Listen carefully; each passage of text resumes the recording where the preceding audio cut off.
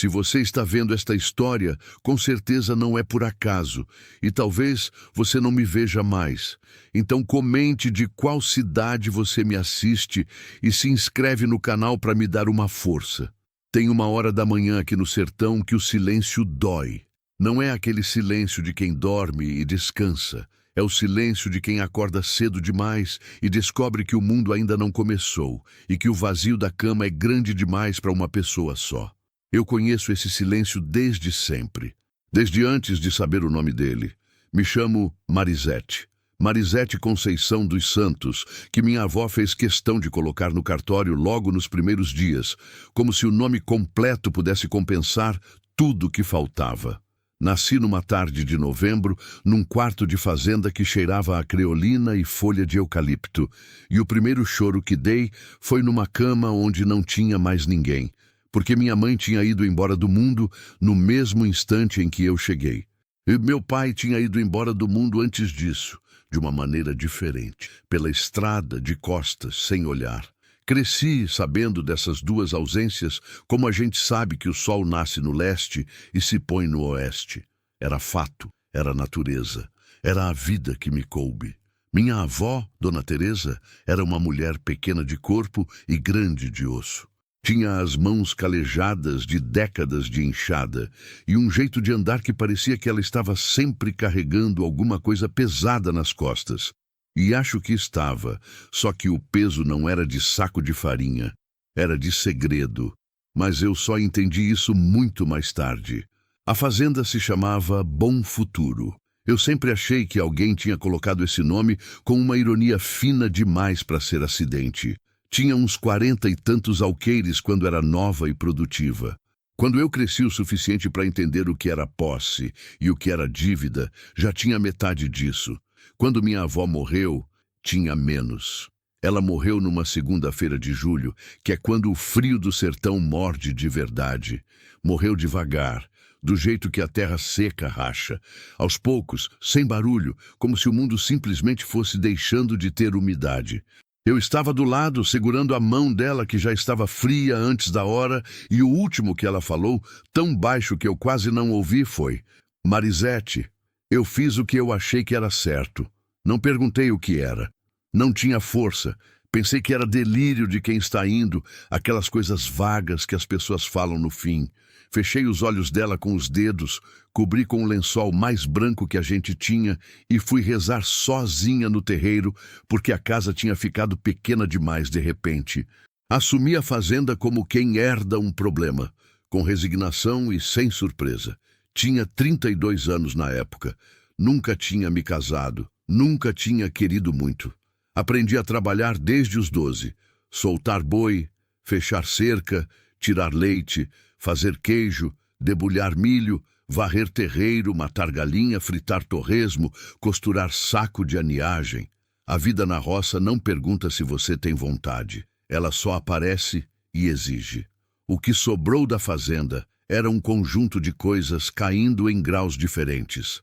A casa principal ainda estava de pé, mas a telha do lado esquerdo tinha afundado numa chuva 3 anos antes, e o quarto que ficava embaixo virou depósito de coisas sem serventia. O curral precisava de reforma há tanto tempo que as tábuas tinham criado raiz de tanta umidade.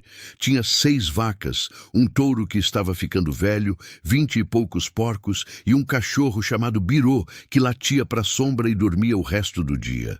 O vizinho, seu Adalberto Queiroz, tinha uma fazenda do outro lado do córrego seco. Era um homem gordo, de voz mansa, que aparecia de vez em quando, sempre bem vestido, para os padrões da região, com o chapéu na mão e um sorriso que não chegava nos olhos. Toda vez que ele aparecia, tinha uma oferta de compra no bolso. Marisete, moça, você está carregando um peso grande demais para uma pessoa só. Você pensa bem no que eu estou te propondo, Reim. É dinheiro bom, dinheiro na mão, e você ainda ia ficar com a casa e um pedaço dos fundos. Eu sempre agradecia com uma educação que minha avó tinha me ensinado e despachava ele antes que o café esfriasse. Não porque fosse orgulho, era outra coisa. Aquela terra era o único lugar do mundo onde eu tinha nome. onde existia a sepultura da Dona Teresa, debaixo do ipê amarelo que ela plantou quando era moça.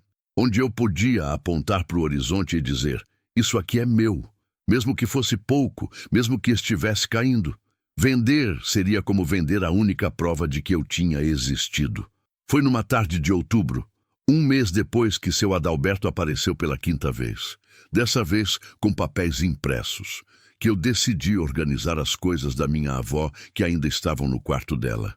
Tinha adiado, porque o quarto tinha um cheiro que era dela, aquele cheiro de erva cidreira seca e talco de bebê, e toda vez que eu abria a porta, aquele cheiro me dava uma coisa no peito que eu não sabia nome. Mas a vida não dá muito espaço para cheiros que paralisam. Comecei pela cômoda. Dobrei as roupas que não serviam para nada, além de lembrança, juntei uns terços, uma foto emoldurada dela jovem que eu nunca tinha visto antes. E ela estava sorrindo de um jeito que eu nunca tinha visto ela sorrir na vida real. Guardei tudo numa caixa de sapato que forrei com papel de jornal velho. Quando puxei a gaveta de baixo da cômoda, a que tinha a tranca enferrujada que nunca abria direito, ela veio de vez. E dentro, embaixo de uma camada de santinhos e um rosário de madeira, tinha um envelope amarelado, com o nome escrito à mão. O nome era o meu, Marisete. Só isso. Com a letra da minha avó, aquela caligrafia de escola antiga que ela tinha aprendido num tempo em que aprender a escrever era coisa séria. Fiquei olhando para aquele envelope por um tempo que não sei dizer. Podia ser 2 minutos ou 20. O birô latiu lá fora. Um carro passou longe na estrada de chão, levantando aquela poeira vermelha, que desce devagar como fumaça. E o sol começou a bater diferente na janela. Aquele dourado pesado de fim de tarde que faz tudo parecer mais antigo do que é. Minha mão tremia. Eu percebi isso quando fui pegar o envelope. Uma tremura fina, quase invisível. O tipo de coisa que o corpo faz quando sabe antes da cabeça que alguma coisa vai mudar. Eu conhecia aquela tremura. Ela tinha aparecido da última vez quando o médico falou o nome da doença da minha avó. Tinha aparecido quando o banco mandou a carta sobre a dívida. Era o corpo dizendo, presta atenção, isso aqui é sério. Mas eu não abri. Não naquele momento. Coloquei o envelope em cima da mesa da cozinha. Botei uma xícara de café que eu nem ia beber do lado, como se ele fosse uma visita que precisava de tempo antes de começar a conversa. Fui até a janela. Fiquei olhando o terreiro, as galinhas catando milho, o ipê amarelo lá no fundo, com a sepultura da Dona Teresa embaixo, tranquila como sempre. Eu fiz o que eu achei que era certo. Aquelas palavras dela voltaram com um peso que não tinham tido antes, porque agora tinha um envelope com meu nome, numa gaveta trancada, e elas faziam sentido de um jeito diferente, como se ela tivesse deixado uma chave e um aviso ao mesmo tempo. Sentei na cadeira que era dela. A madeira rangeu do mesmo jeito que rangia quando ela se sentava. Peguei o envelope com as 2 mãos. Virei de um lado, de outro. Não tinha remetente, só o meu nome. E aí, com uma calma que custou tudo que eu tinha de coragem naquele momento, eu abri. A carta era de 2 páginas, escrita frente e verso com aquela letra miúda da minha avó, que às vezes eu precisava de óculos para ler. Mas os óculos estavam na outra mesa. E eu não fui buscar. Li assim mesmo, chegando perto, com o papel quase na cara, porque eu não conseguia esperar mais um segundo. As primeiras linhas eram sobre mim, sobre como ela me amava, sobre como tinha sido difícil, e também a coisa mais certa que ela tinha feito na vida, me criar. Sobre como ela rezava todo dia para que eu não ficasse com raiva de ninguém. E aí veio a parte que mudou tudo. Seu pai nunca deixou de pensar em você, Marisete. Ele foi embora porque estava quebrado por dentro de um jeito que homem de roça não sabe consertar. Mas ele nunca parou. Li essa frase umas 3 vezes, 4, 5. Cada vez que eu lia, ela significava uma coisa diferente e a mesma coisa ao mesmo tempo. A carta continuava. Dizia que durante anos meu pai, cujo nome eu mal sabia, Maneco, Manuel dos Santos, que eu tinha ouvido uma vez e enterrado fundo porque doía carregar, tinha mandado dinheiro pelo correio, escondido, sem assinar, que minha avó tinha usado para pagar as dívidas da terra, para comprar remédio, para me criar, que ela nunca tinha me contado porque achava que a verdade ia me machucar mais do que a mentira, que ela tinha carregado isso como culpa por muito tempo, e que antes de morrer ela tinha escrito para ele, tinha mandado o endereço, tinha falado que eu estava sozinha, tinha pedido com as palavras exatas da carta que eu estava segurando, que, se você ainda tem alguma coisa de homem no peito, Manuel, essa menina precisa de mais do que terra, precisa saber que existe alguém no mundo que é dela. Eu fechei a carta. Dobrei devagar, como se fosse coisa frágil. Lá fora, o sol estava descendo. Aquele sol pesado de outubro que pinta o sertão de uma cor que parece sangue coagulado, vermelho escuro, com as sombras longas dos angicos cruzando o chão de terra seca. As galinhas já tinham ido para o poleiro. O birô tinha parado de latir. E o silêncio, aquele silêncio que eu conhecia desde sempre, o silêncio de mulher que acorda cedo demais e encontra o mundo ainda vazio, estava diferente. Não era menor, mas tinha mudado de forma, como se dentro dele agora alguma coisa estivesse esperando. Passei 3 dias com aquela carta em cima da mesa, não lendo de novo. Já sabia de cor cada palavra, cada vírgula, cada silêncio entre as frases. Só olhando. Tomava café e olhava. Tirava leite e voltava para olhar. Era como ter uma ferida nova num lugar velho que você achava que tinha cicatrizado e descobrir que não tinha cicatrizado coisa nenhuma. Tinha só endurecido por cima, com aquela crosta dura que parece cura, mas não é. No 3º dia, dobrei a carta, coloquei no bolso do avental e fui trabalhar. Tinha boi para soltar, cerca de arame farpado no pasto dos fundos que estava cedendo e o motor da bomba d'água gemendo de um jeito que não prometia nada bom. A vida da fazenda não para porque o coração está confuso. Aprendi isso cedo. Talvez seja a coisa mais verdadeira que o campo me ensinou. Estava consertando o 3º arame da cerca quando o birô começou a latir diferente. Não era o latido do nada que ele fazia para as sombras. Era o latido de presença, um latido com direção, apontado para alguma coisa real. Endireitei o corpo. Olhei para o lado da porteira. Tinha um homem. Estava parado do lado de fora, com a mão no ferrolho, como quem quer entrar, mas pediu licença primeiro para o portão antes de pedir para mim. Era velho, não velho de fragilidade, velho de tempo. A pele escura e corada do sol de muitos anos, o cabelo branco curto embaixo de um chapéu de couro que estava gasto nas bordas. Calça de tergal, camisa xadrez, uma mochila pequena nas costas, sapato de couro que tinha sido bom um dia. Ficou me olhando. Eu fiquei olhando para ele. O birô latia entre nós dois, como se soubesse que alguma coisa importante estava acontecendo e não sabia de que lado ficar. Marisete? Ele disse, voz baixa, rouca, do tipo que engoliu muita poeira de estrada. Não respondi de imediato.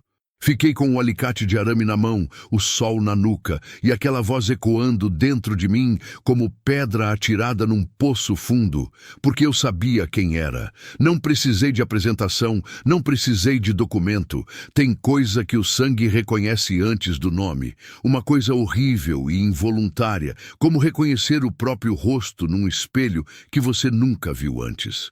Os olhos. Os olhos eram iguais aos meus.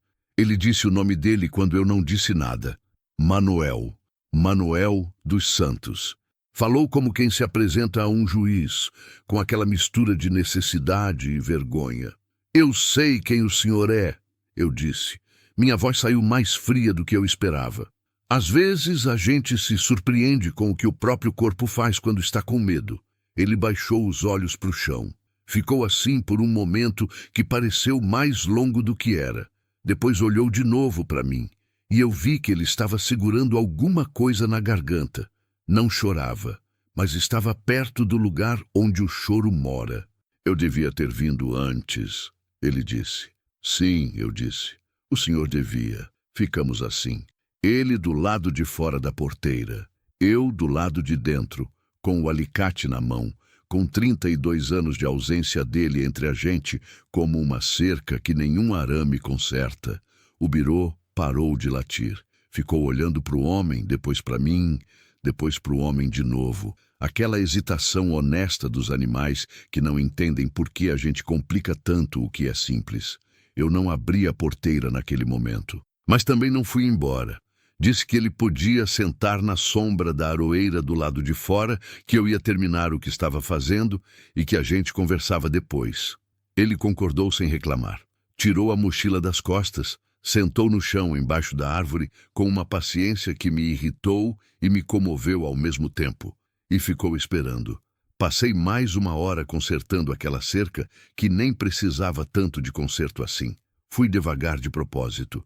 Precisava pensar. Precisava sentir o chão firme embaixo dos pés, o arame farpado entre os dedos com luva, o sol no ombro, coisas reais, sólidas, que eu conhecia, antes de encarar aquilo que não tinha nome ainda. Fim de tarde. Terreiro da casa. Quando voltei, ele estava do mesmo jeito. Sentado, chapéu no joelho, olhando para o horizonte com aquela expressão de gente que aprendeu a esperar de verdade. Fiz um gesto com a cabeça indicando a casa. Ele se levantou devagar, com o cuidado de quem tem dor no joelho, mas não quer mostrar. Botei café. Fiz isso sem perguntar se ele queria. Era o que eu sabia oferecer, e era o que eu precisava fazer com as mãos enquanto a cabeça tentava se organizar. A cozinha ficou cheirando aquele café torrado, forte, que minha avó sempre gostou, e isso me deu uma pontada no peito que eu não esperava. Ele sentou na cadeira que ficava de frente para a janela. A cadeira da visita. Não a cadeira dela, não a minha. Isso eu me certifiquei. Por um tempo nenhum dos dois falou. O café esfriou um pouco antes de qualquer um beber. Lá fora, o sol estava descendo devagar, pintando o terreiro de laranja, e as sombras dos angicos estavam longas e quietas. Como a senhora ficou sabendo da carta? Ele perguntou por fim. Achei na gaveta quando arrumei as coisas da mamãe Teresa, depois que ela morreu. Ele assentiu. Havia algo na expressão dele que era dor, mas não surpresa. Como se ele soubesse que isso ia acontecer algum dia. Ela foi uma mulher muito boa, ele disse, melhor do que eu merecia. Engoli a resposta que veio na ponta da língua. Tinha muita resposta para dar, e eu sabia que se eu abrisse a torneira ali naquele momento, ia sair tudo de uma vez, bagunçado e quente, e eu ia me arrepender. Aprendi com os anos que raiva falada no calor não constrói nada, só estraga o que ainda poderia ser consertado.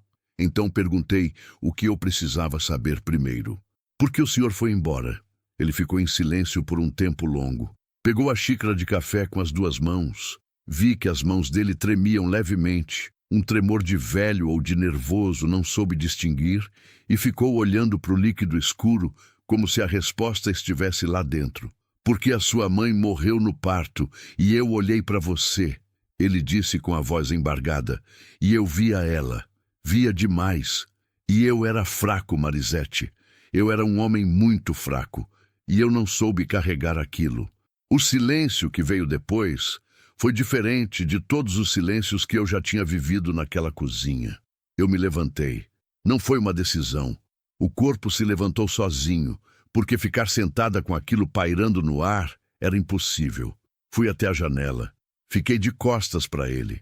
O terreiro estava alaranjado. O ipê amarelo da sepultura da minha avó estava cheio de sombra, e eu senti uma coisa subindo do estômago para o peito, que era raiva e tristeza e alívio ao mesmo tempo. Tudo misturado de um jeito que não tem nome. Fraco. A palavra ficou ecoando. 32 anos de ausência, de mesas com lugar vazio, de festas de colégio sem pai, de perguntas sem resposta, de me convencer de que não precisava de ninguém, tudo isso reduzido a uma palavra: fraco. E a coisa mais perturbadora não era a raiva, era que eu entendia, não perdoava. Isso era outra conversa mais longa, talvez impossível, mas entendia, porque eu também tinha fugido de coisas. Tinha ficado na fazenda quando podia ter ido embora. Tinha recusado ajuda quando precisava. Tinha ficado sozinha quando não precisava. A gente foge de jeitos diferentes, mas foge. Respirei fundo. Uma vez. Duas. Ouvi o barulho da cadeira dele rangendo atrás de mim. Eu não vim pedir perdão, ele disse, e a voz estava partida, mas firme. Eu vim porque ela pediu, e porque eu tô velho e tô cansado de saber que tenho uma filha no mundo que não me conhece. Eu me virei devagar.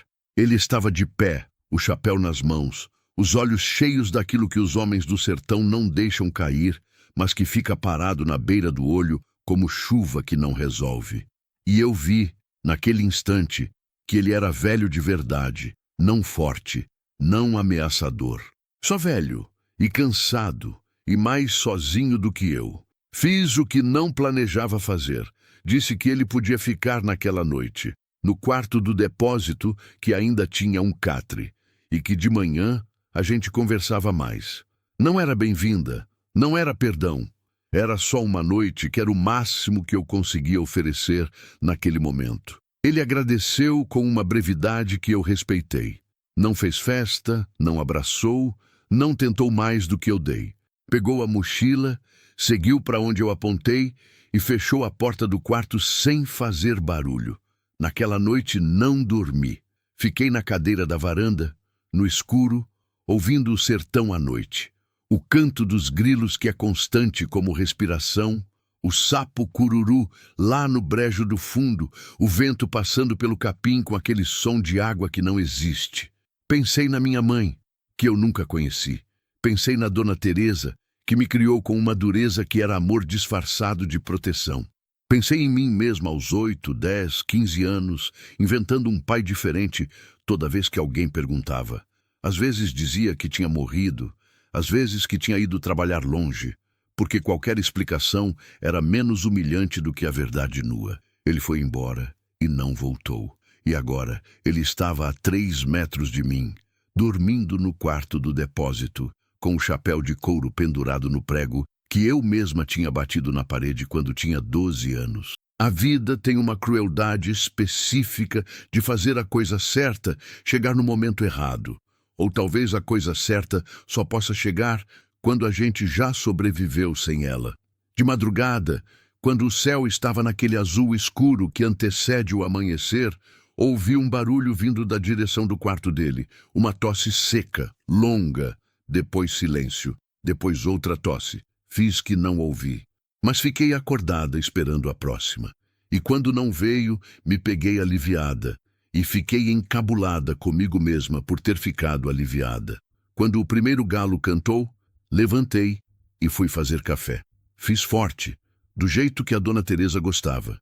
Tirei 2 pães do armário que tinham sobrado do dia anterior. Pus a mesa com 2 lugares. Não porque eu tinha decidido alguma coisa, mas porque tinha uma pessoa na minha casa que ia acordar com fome. E eu sabia fazer café.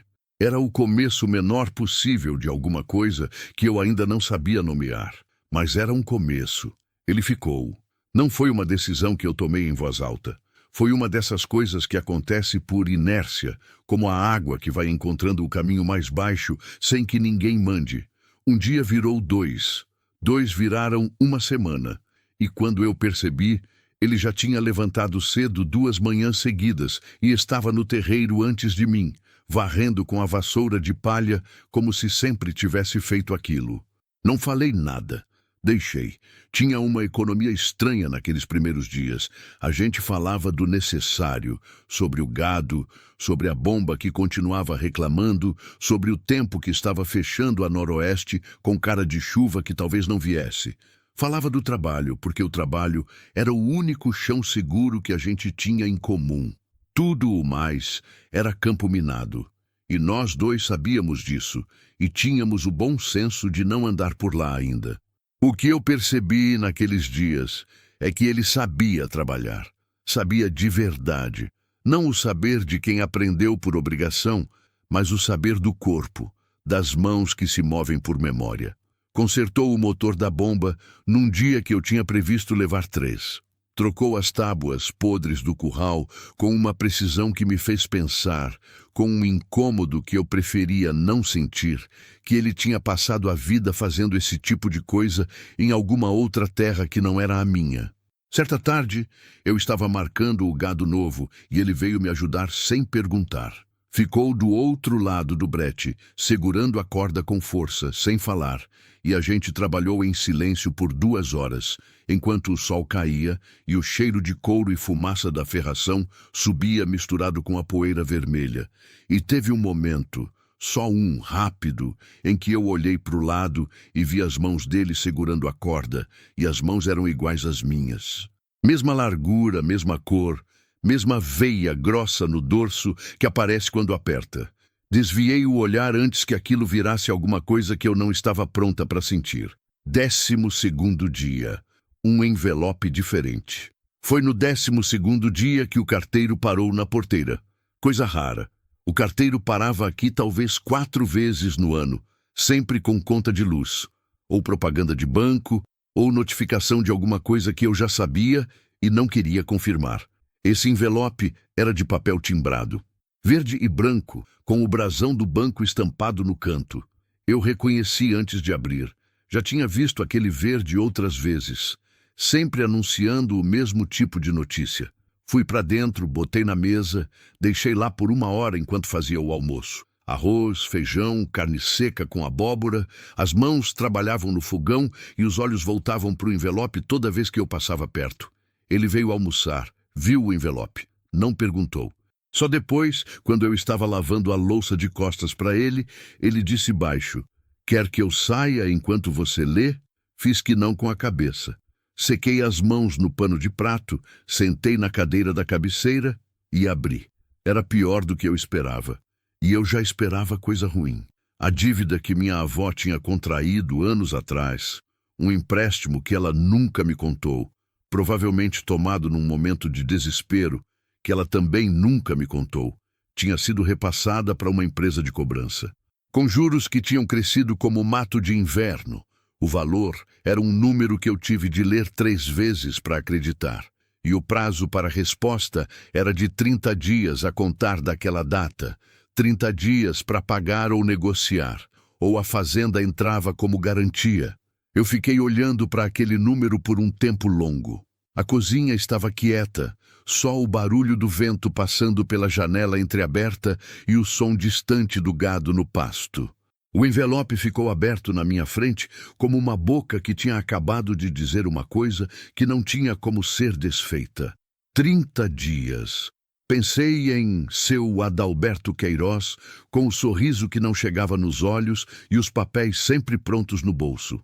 Pensei no IP amarelo da sepultura da Dona Teresa. Pensei nos 40 anos de vida que tinham acontecido naquela terra. Minha avó jovem, plantando o IP, minha mãe crescendo ali, eu nascendo e sendo criada ali, a cerca que tinha consertado, o curral que o velho tinha reformado. Uma fazenda não é só chão, é a soma de tudo que aconteceu em cima daquele chão. E alguém estava me dizendo que eu tinha 30 dias para provar que tinha direito a ficar. O papel estava tremendo levemente. Demorei 1 segundo para perceber que era a minha mão que estava tremendo, não o papel. "Quanto é?" ele perguntou. Tinha se aproximado sem eu perceber. Estava de pé do meu lado, olhando para o papel. Eu virei o envelope na direção dele sem dizer nada. Ele leu. Vi a mandíbula dele apertar. "Eu tenho dinheiro guardado", ele disse depois de um momento. Aquilo caiu em cima de mim de um jeito que eu não esperava. Não como alívio, como ofensa. Uma coisa quente e involuntária que subiu do peito para a garganta antes que eu pudesse barrar. "Não", eu disse, firme, mais firme do que eu planejava. "Marisete, não, senhor. Essa terra eu vou resolver do meu jeito." Ele não insistiu naquele momento. Pegou o chapéu que estava em cima da cadeira, foi lá para fora, e eu ouvi os passos dele no terreiro se afastando devagar. O birô foi atrás. Só eu fiquei dentro, com o papel bancário na mão e aquela teimosia queimando no peito como brasa, que a gente sabe que não devia ter atiçado, mas atiçou mesmo assim. Nos dias seguintes, tentei de tudo que estava ao meu alcance. Fui a Jacobina do Piauí conversar com o gerente do banco que ficava na agência da cidade. Homem jovem, de ar-condicionado e computador na mesa, que me olhou com aquela educação fina de quem está sendo gentil com alguém que não tem saída.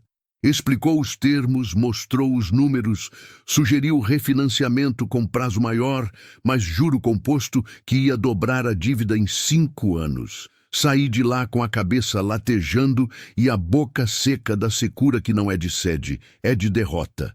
Fui ao cartório ver a situação das escrituras. Fui à prefeitura ver se havia algum programa de renegociação de dívidas rurais. Fui à cooperativa agrícola do município vizinho perguntar sobre crédito. Em cada lugar, a resposta vinha embrulhada em palavras diferentes, mas o miolo era sempre o mesmo, sem garantia, sem fiador, sem solução rápida. E eu não tinha nenhum dos três. Voltava para a fazenda no fim de cada dia com aquela poeira vermelha da estrada de chão gruda na pele cansada, e ele estava sempre lá, fazendo alguma coisa, consertando, varrendo, alimentando o gado, sem perguntar como tinha ido. Eu não contava, ele não perguntava. A gente tinha chegado num acordo tácito de que cada um carregava o peso que era seu, e nenhum dos dois forçava o outro a dividir mais do que queria. Mas o peso estava ficando pesado demais para um par de ombros só. Tem um tipo de orgulho que protege a gente. E tem um tipo de orgulho que enterra a gente viva. Eu estava aprendendo a diferença do jeito mais caro possível. 20º dia. Tarde fechada de chuva que não vinha. Seu Adalberto apareceu no 20º dia. Sem avisar, como sempre. Era o jeito dele, aparecer quando a gente estava ocupada, quando as mãos estavam sujas e a guarda estava baixa. Veio de caminhonete nova, desceu com o passo lento de quem tem tempo porque tem dinheiro e trouxe um homem junto que eu não conhecia, de pasta na mão e expressão de contador. Eu estava no curral. Manuel estava consertando a cerca do fundo. Eu tinha pedido para ele ficar por lá, mas o birô latiu diferente e ele veio ver o que era. Ficou parado perto do Angico, um pouco atrás de mim, sem se apresentar. Marisete, menina. Seu Adalberto começou, com aquele tom de quem traz notícia ruim, mas faz questão de parecer bondoso. Fiquei sabendo da sua situação com o banco. Coisa muito chata mesmo. Por isso vim pessoalmente. Tirou um envelope do bolso, diferente do envelope do banco. Esse era branco, grosso, com aquela firmeza de papel que significa proposta concreta. Reajustei o valor. Estou oferecendo o suficiente para quitar a dívida e ainda sobrar bom dinheiro para você começar em outro lugar. Cidade, se quiser. Compra uma casinha, fica sossegada. Uma mulher sozinha não precisa de tanta luta. Eu olhei para aquele envelope. Depois, olhei para o rosto dele. Aquele rosto gordo e satisfeito que já estava contando a terra como própria antes de eu assinar qualquer coisa. E eu senti uma coisa que não era só raiva. Era uma clareza fria, daquelas que aparecem quando a situação chega num ponto que não tem mais como fingir que é administrável. Ia recusar. Já sabia que ia recusar. Mas antes de abrir a boca, ouvi a voz do velho atrás de mim. Ela não está sozinha. Seu Adalberto olhou para o Manuel pela primeira vez. Franziu o senho, fazendo aquele cálculo rápido de quem está tentando entender o que mudou no jogo. Quem é o senhor? O pai dela, Manuel disse. Simples, sem drama. Como quem enuncia um fato geográfico. Aquelas 3 palavras caíram no terreiro como pedra em água parada. O pai dela. Eu as ouvi com todo o corpo, não só com os ouvidos. Ouvi com o peito, com o estômago, com aquela parte funda que não tem nome anatômico, mas que dói quando algo importante acontece. Eu me virei para ele. Ele estava de pé, firme, olhando para seu Adalberto com uma expressão que eu não tinha visto nele ainda. Não era raiva, era determinação calma. Aquela que vem de quem já não tem nada a perder e decide usar isso a favor de alguém. Seu Adalberto recalculou o sorriso. Olha, a proposta continua em aberto. Pensa bem, vocês dois. A proposta não interessa, eu disse. A voz saiu sem tremor, o que me surpreendeu. A fazenda não está à venda. Obrigada pela visita. Ele ficou me olhando por um segundo que pareceu mais longo. Depois enfiou o envelope de volta no bolso, fez um gesto para o homem da pasta e foi embora do mesmo jeito que tinha chegado, devagar, como quem não tem pressa porque sabe que vai voltar. A caminhonete sumiu na curva da estrada. A poeira vermelha subiu devagar e ficou suspensa no ar quente por um tempo, aquela poeira que o sertão levanta quando algo passa e ainda não terminou. Eu e Manuel ficamos parados no terreiro lado a lado, olhando para o fim da estrada. O birô veio e sentou entre a gente. Olhou para um, olhou para o outro. Desta vez, não foi para nenhum lado específico. Naquela noite, conversamos de verdade pela primeira vez.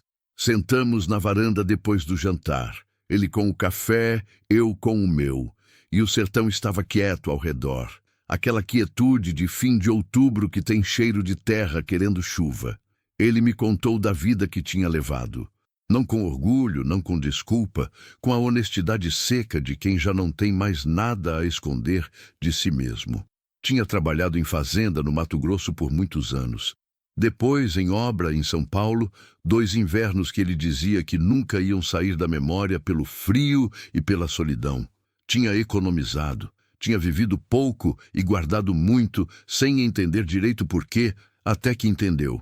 Estava guardando para o dia em que tivesse coragem de voltar.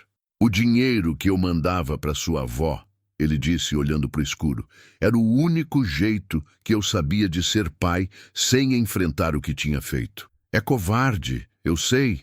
Fiquei em silêncio. Não concordei, nem discordei. Deixei a afirmação dele ficar no ar, onde merecia ficar.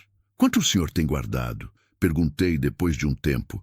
A voz saiu prática, sem emoção, porque era a única maneira que eu conseguia fazer aquela pergunta. Ele disse o número. Era suficiente. Por pouco, mas era. Fiquei olhando para o ipê amarelo que mal se via no escuro. Só um vulto mais escuro dentro do escuro. A sepultura da Dona Teresa estava lá embaixo, quieta como sempre. Pensei em perguntar o que ela teria dito naquele momento, e aí parei, porque eu sabia a resposta. Ela teria ficado em silêncio e esperado eu mesma chegar na conclusão que eu precisava chegar. Aquela terra era o único lugar do mundo onde eu tinha nome. Onde existia a prova de que eu tinha vivido, de que minha avó tinha vivido, de que minha mãe tinha vivido mesmo que brevemente. Onde havia um ipê plantado com as mãos de uma mulher que me criou com uma dureza que era amor. E havia um homem sentado do meu lado que tinha mandado dinheiro por décadas, sem assinar o nome, que tinha consertado o motor e reformado o curral, e dito, ela não está sozinha na frente de um homem que queria me comprar. Não era perdão. Perdão era outra conversa, muito mais longa, talvez de anos, mas era uma verdade que eu não podia ignorar. Ele estava lá. E pela primeira vez em 32 anos, eu não estava inteiramente só. Se o senhor quiser ajudar com a dívida, eu disse devagar, escolhendo cada palavra como quem escolhe pedra para atravessar rio. A gente faz isso como empréstimo, com papel assinado. E o senhor não vai ter nada em troca a não ser o que eu decidir dar, que vai ser pouco no começo e talvez nunca seja tudo. O senhor entende isso? Ele me olhou com aqueles olhos que eram os meus, velhos e cansados e ainda vivos, e assentiu. Eu entendo, ele disse, e é mais do que eu mereço. Levantei, recolhi as xícaras, fui para dentro. Na porta, parei. Não me virei. Fiquei de costas com a mão na madeira da porta que minha avó tinha pintado de azul claro uma vez e que o tempo tinha levado para um bege sem graça. Obrigada, eu disse, baixo, com a secura de quem diz uma coisa que custou muito. Ele não respondeu. E eu agradeci por isso também, porque às vezes a resposta certa é o silêncio que respeita. Fui deitar. Demorei para dormir, como sempre. Mas aquela noite, o silêncio tinha uma textura diferente. Não o silêncio de quem está completamente só, mas o silêncio de quem tem alguém na próxima peça, que também não está dormindo, que também está olhando para o teto, que também está tentando descobrir como se vive com a verdade depois que ela chega. A fazenda ainda estava caindo, a dívida ainda existia, o seu Adalberto ainda ia voltar, mas eu tinha tomado uma decisão, e decisão, mesmo que imperfeita, é o oposto de entrega. A chuva chegou numa quinta-feira de tarde que o céu tinha passado o dia inteiro ameaçando e não cumprindo. Daquelas nuvens escuras e lentas que o vento empurrava do oeste com uma cara pesada de quem está carregando coisa demais. A terra estava tão seca que você podia ouvir o capim estalar quando pisava. O cheiro no ar tinha mudado horas antes. Aquele cheiro de terra que sabe que vai ser molhada e já começa a se preparar. Um cheiro que é ao mesmo tempo promessa e aviso. Eu estava no curral fechando o portão do gado quando os primeiros pingos caíram, grossos, esparsos, aqueles pingos de abertura que caem devagar antes da chuva decidir o que vai ser. Cada um no chão seco fazia uma mancha escura do tamanho de uma moeda.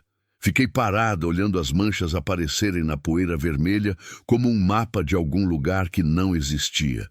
Depois, a chuva decidiu. Vim correndo para o alpendre.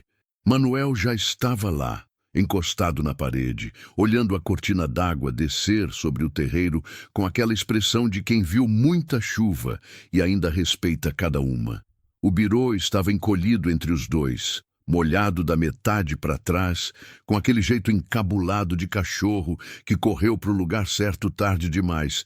Por um tempo ficamos só olhando. A chuva no sertão, quando finalmente vem, tem uma violência que é linda.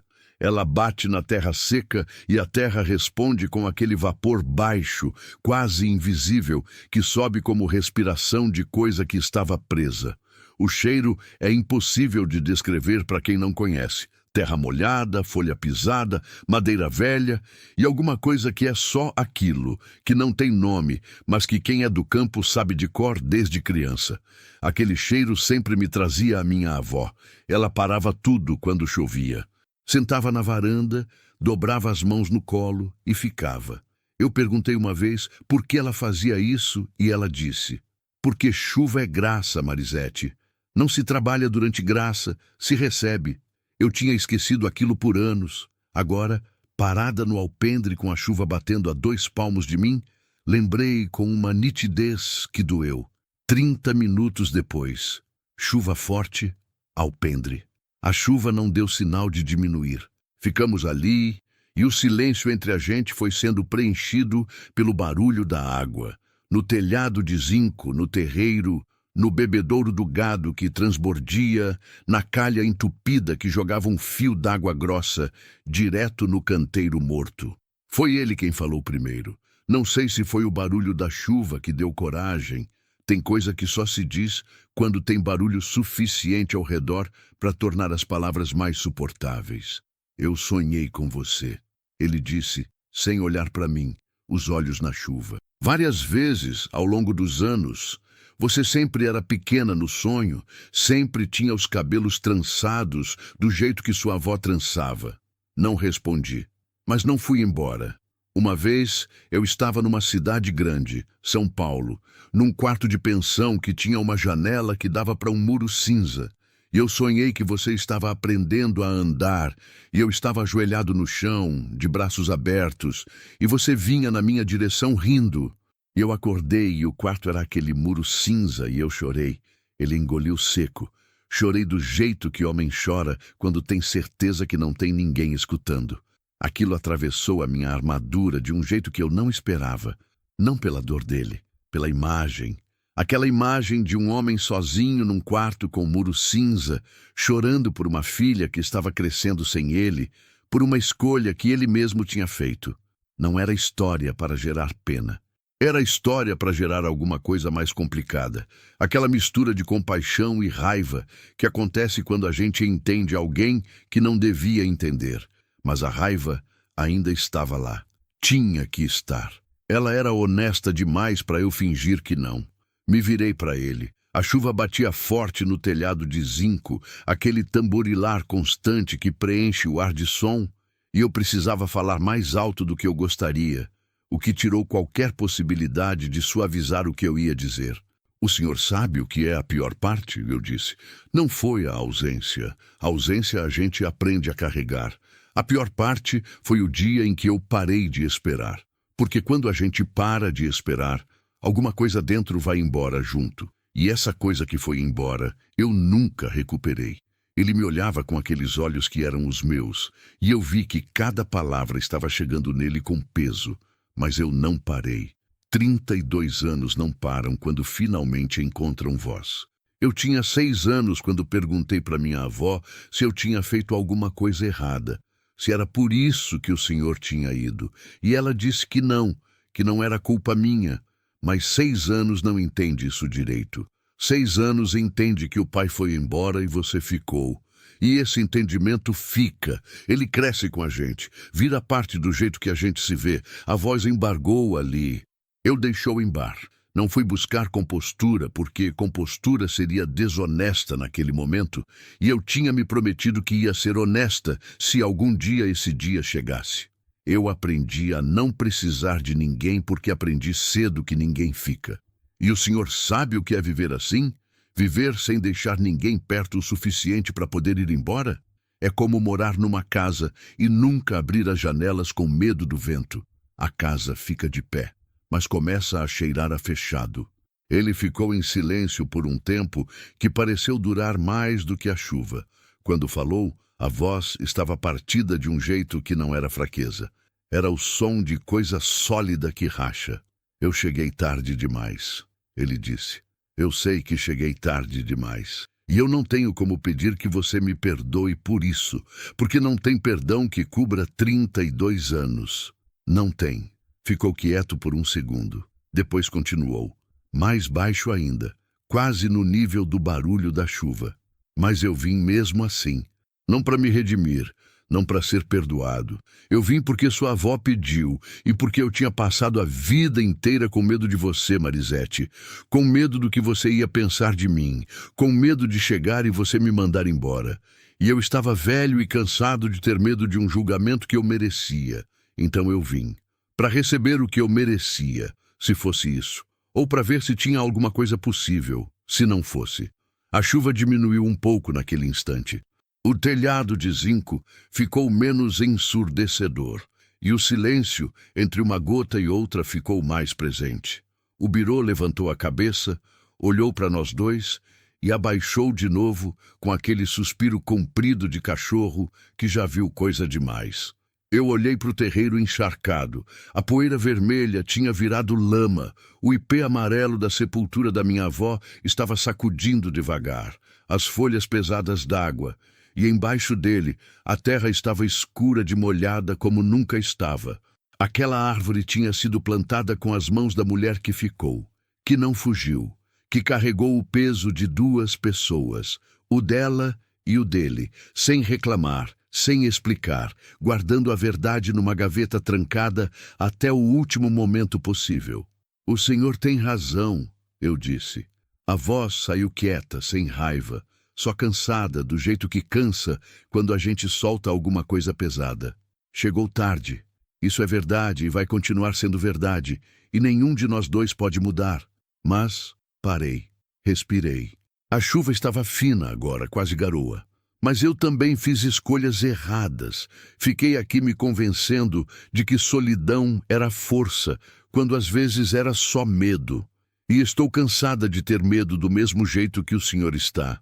Então talvez a gente seja parecido em pelo menos isso. Aquilo ficou entre nós dois como as últimas gotas que pingavam da beira do telhado, sem pressa, sem barulho, caindo no lugar que tinha que cair. Ele não sorriu. Eu não sorri. Não era momento de sorriso. Era momento de respirar com cuidado, como depois de uma corrida longa, quando o corpo ainda não sabe direito que o esforço acabou. A chuva parou de vez num fim de tarde, que ficou com aquela luminosidade específica do sertão depois da chuva. Tudo mais vivo, mais saturado, como se a água tivesse lavado uma camada de poeira de cima das cores. O capim estava verde de um verde que eu tinha esquecido que existia ali. Os angicos gotejavam lentos. A terra vermelha cheirava a coisa nova. Fomos jantar sem cerimonial. Arroz que tinha sobrado, ovo frito, farinha, a mesa de sempre, as cadeiras de sempre, a lamparina acesa, porque a chuva tinha tirado a luz.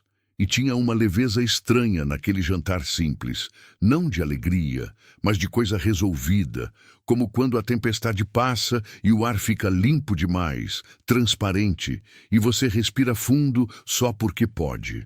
No meio do jantar, sem levantar os olhos do prato, eu falei: amanhã a gente vai ao banco assinar o acordo. Ele assentiu, comeu mais um pouco. Depois disse: tem cerca para consertar no Pasto do Norte. Tem, eu disse. A gente vê depois do banco. Pronto, era assim. Não tinha declaração, não tinha abraço longo ou promessa que nenhum dos dois sabia se conseguia cumprir. Tinha cerca para consertar e banco para ir, e dois pares de mãos parecidas que iam fazer isso juntas pela primeira vez. Eu sei que tem gente que vai achar que é pouco, que depois de tudo aquilo, o certo seria alguma coisa maior. Um choro que libera tudo, um abraço que conserta os anos, um perdão oficial dito em voz alta com testemunhas. Mas eu sou mulher do campo, e no campo a gente sabe que terra ressecada não aceita água demais de uma vez. Ela racha, empedra, recusa. Você tem que molhar devagar, com paciência, e esperar que ela vá abrindo aos poucos. É mais lento, mas o que cresce nela fica. Nós dois éramos terra seca que tinha aprendido a desconfiar da chuva. Precisávamos de tempo, precisávamos de cerca consertada e banco quitado, e manhãs de trabalho lado a lado antes de qualquer coisa mais. E era isso que tínhamos, e talvez fosse suficiente para começar. Antes de dormir, fui ao terreiro. O chão estava úmido. A noite estava fresca, com aquela frescura de depois da chuva que parece que o mundo inteiro respirou junto. As estrelas tinham voltado, poucas ainda, abrindo espaço entre as nuvens que iam embora devagar. Fui até o ipê amarelo. Coloquei a mão na casca úmida, naquele gesto que eu fazia desde criança quando precisava falar com minha avó sem usar palavras. Dona Teresa. Eu fiz o que eu achei que era certo também.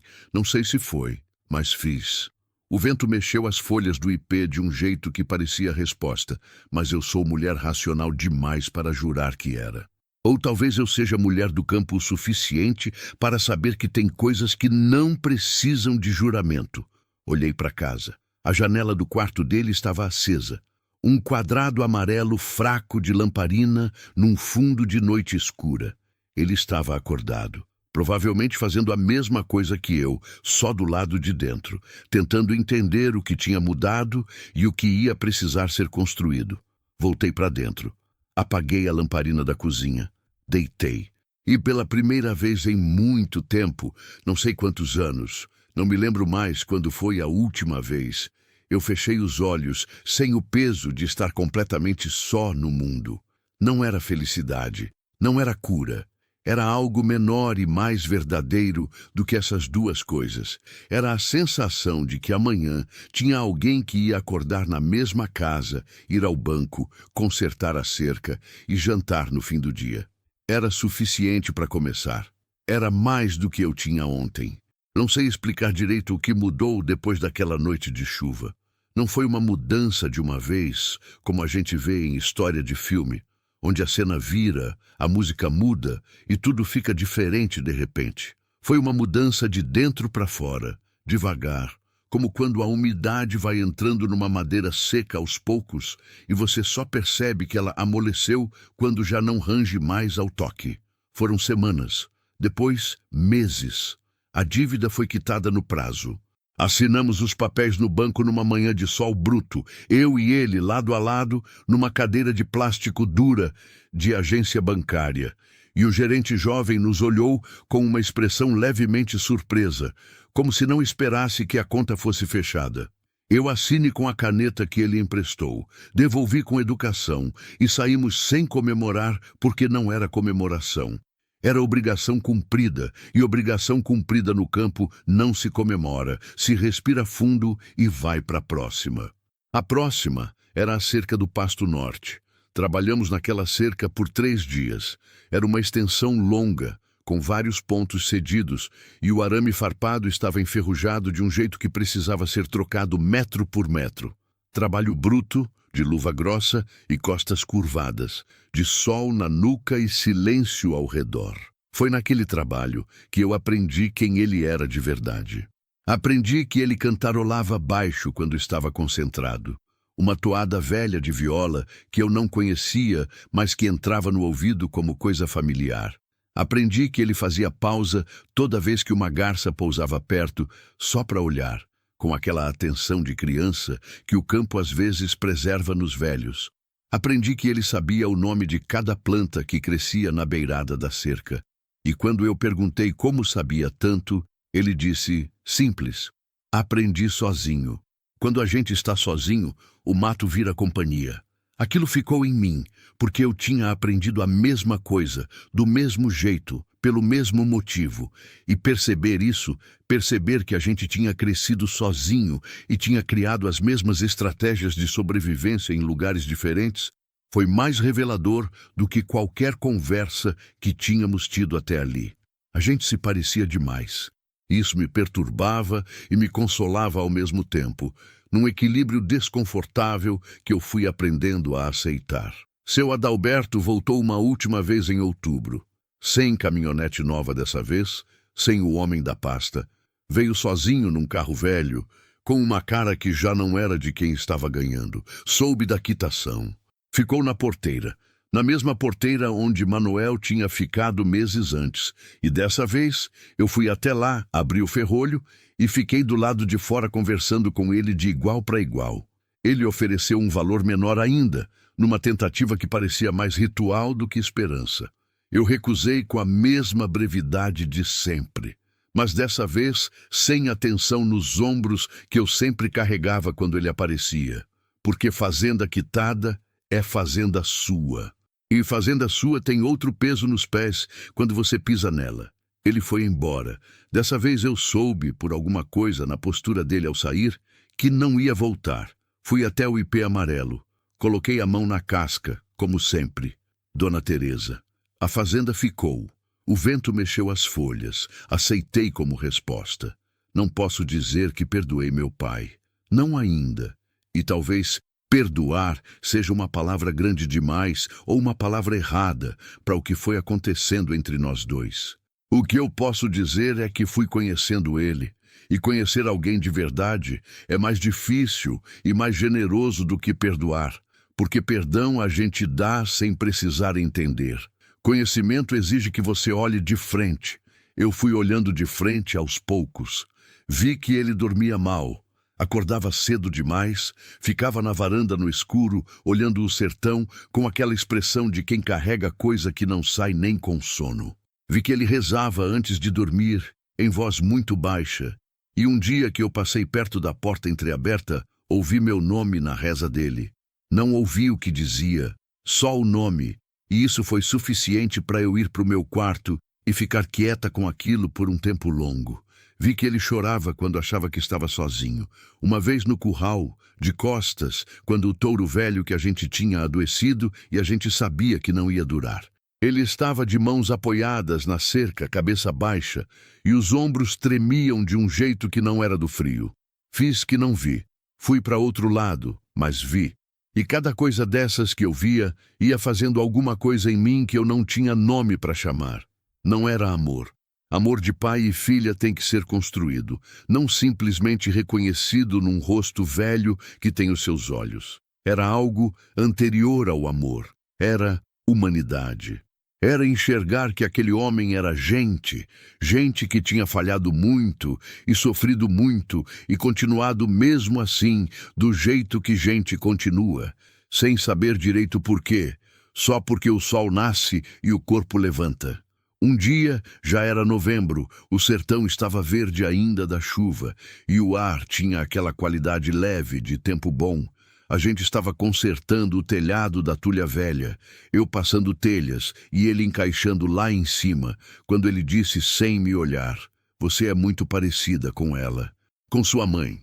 Eu parei com a telha na mão, no jeito de andar, no jeito de calar quando está com raiva. Ela calava do mesmo jeito. Ficava com a mandíbula assim. Ele apertou a própria. E eu sabia que tinha dito alguma burrice. Fiquei em silêncio por um momento. Como era ela? Perguntei. A voz saiu pequena, de um lugar que eu não acessava muito porque doía sempre que eu tentava. Ele desceu da escada, sentou na beira da tulha, com o chapéu no joelho, e me contou. Contou do jeito que só conta quem guarda a coisa por muito tempo dentro. De uma vez, devagar, sem economizar. Me contou da voz dela, do riso, de como ela gostava de cheiro de mato molhado, e de como ela cantava desafinado, mas cantava sempre, qualquer serviço que estivesse fazendo. Me contou da última vez que a viu, com a barriga grande de mim, numa tarde de outubro, colhendo quiabo no quintal, e como ele ficou olhando de longe sem saber que era a última vez, porque a gente nunca sabe quando é a última vez. Eu ouvi tudo. Não chorei ali. Chorei depois, sozinha, no banheiro com a torneira aberta por vergonha de ser ouvida, que é o jeito que eu sempre chorei porque nunca aprendi a ter testemunha de dor. Mas chorei, e isso era novo. E depois do choro, eu me olhei no espelho pequeno e embaçado que fica em cima da pia, e pela primeira vez na vida eu vi minha mãe num reflexo. Não com clareza, mas como um eco, uma presença nos ossos do rosto, na curvatura dos olhos. Ela estava ali. Tinha estado sempre. Eu só não tinha quem me contasse onde procurar. A fazenda não voltou a ser o que era antes. Não ia ser nunca. Terra perdida não cresce de volta como capim. Mas o que ficou era suficiente e era nosso. E havia uma diferença enorme entre sobreviver num lugar e escolher estar nele. Eu tinha passado a vida sobrevivendo. Agora, pela primeira vez, eu estava escolhendo ficar, escolhendo trabalhar, escolhendo deixar aquele homem velho e cansado e cheio de falta consertar as coisas ao redor, enquanto ele não conseguia consertar as coisas de dentro, porque às vezes é isso que a gente consegue e tem que ser suficiente. A cerca do Pasto Norte ficou melhor do que qualquer cerca que eu tinha visto naquela fazenda. Ele tinha um capricho nas mãos que eu não esperava. Todo poste nivelado, todo arame esticado na tensão certa, as moirões bem fundadas na terra vermelha, que ia secar e abraçar a madeira e segurar por anos. Quando ficou pronta, eu fui passear a cavalo pelo perímetro só para ver. E fui devagar, apreciando cada trecho, com uma sensação estranha no peito que demorei para identificar. Era orgulho. Mas não o orgulho solitário de quem fez sozinha, e por isso pode se orgulhar sozinha. Era outro tipo, o orgulho de coisa feita junto, que é mais quente, mais cheio e que tem um gosto completamente diferente. Numa tarde de dezembro, sentados na varanda depois do serviço, ele me perguntou: "Você é feliz aqui, Marisete?" Fiquei olhando para o horizonte.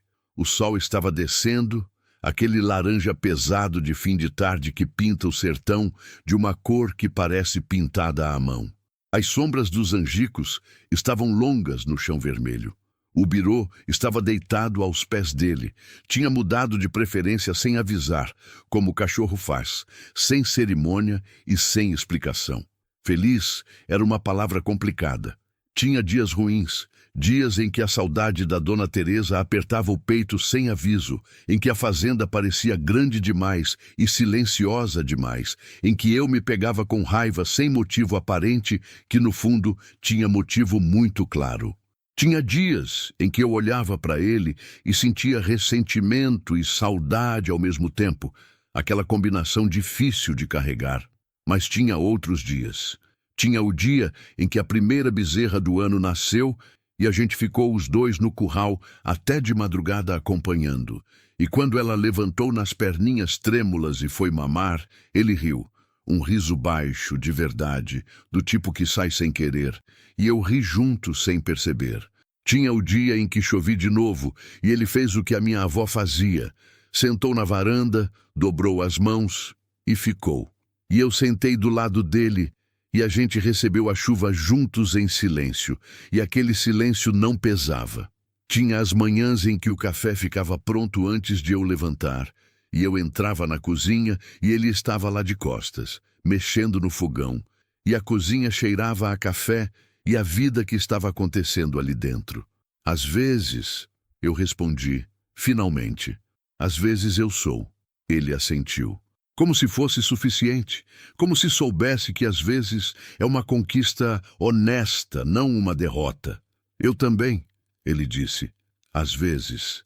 E ficamos em silêncio, os dois olhando o sol ir embora, e o silêncio era do tipo que cabe gente dentro.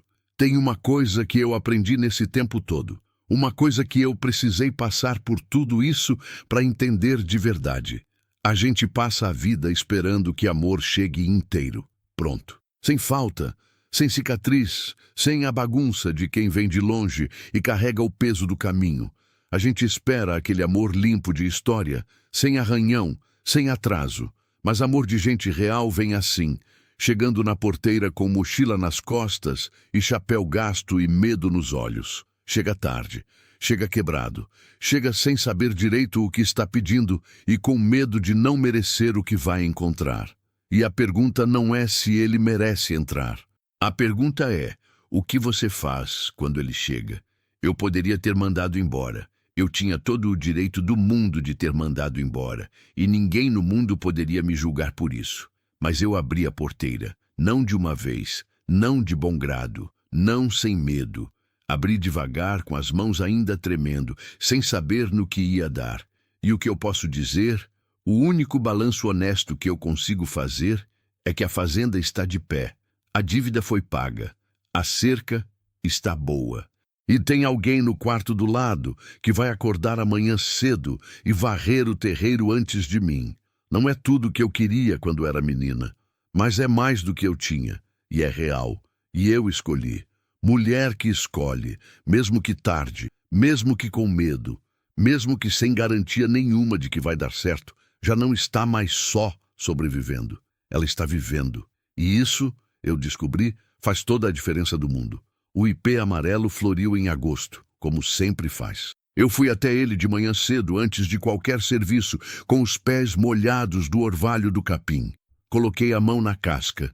Não disse nada, não precisava. Ela sabia. Fim. Para toda mulher que aprendeu a sobreviver sozinha e que um dia vai descobrir que sobreviver não é o mesmo que viver. Que abrir a porteira com medo ainda é abrir a porteira. E que escolher, mesmo tarde, ainda é tempo.